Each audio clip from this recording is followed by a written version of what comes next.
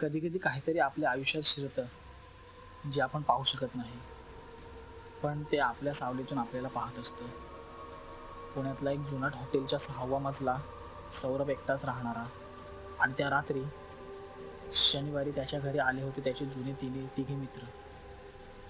राहुल, भूतकथांवर विश्वास न ठेवणारा.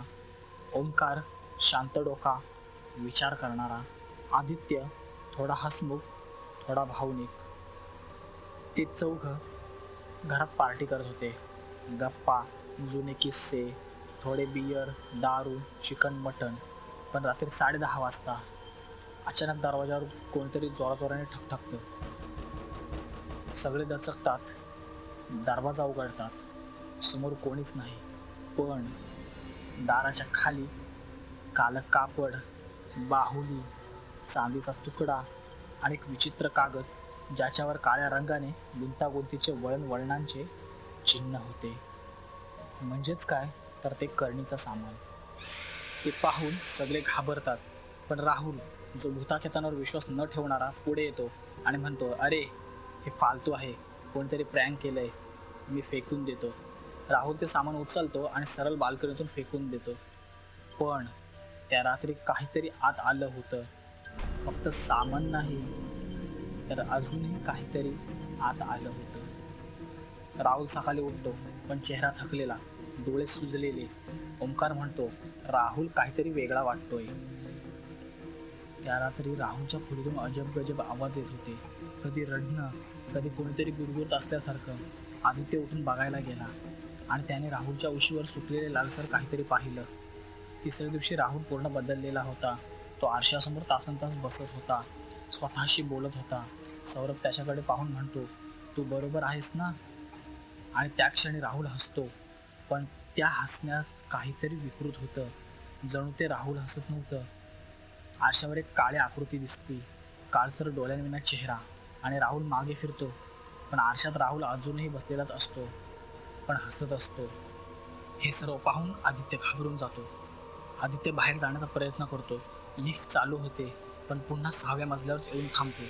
दार उघडतं आणि समोर एक लहान मुलगा उभा असतो. त्याचं तोंड राहुलसारखं असतं, पण डोळे काळे आणि एक क्रिपी स्माईल देतो आणि म्हणतो, तू जाशील, पण एकटाच नाही. दुसऱ्या दिवशी आदित्यचा मृतदेह जुन्या वॉटर टाकीजवळ सापडतो.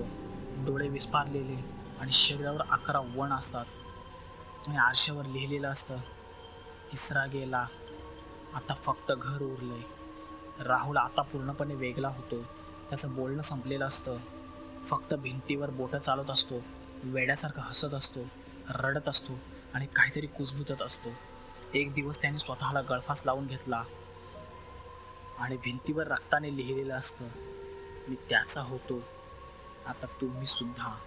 ओंकारला एक स्वप्नात बाई दिसते, काळ्या साडीतली, पण तिचे डोळे पूर्णपणे पांढरे असते, केस पूर्ण तोंडावर आलेली. ती त्याच्या नावाने त्याला बोलवत असते. एक रात्री ओंकार बेपत्ता होतो.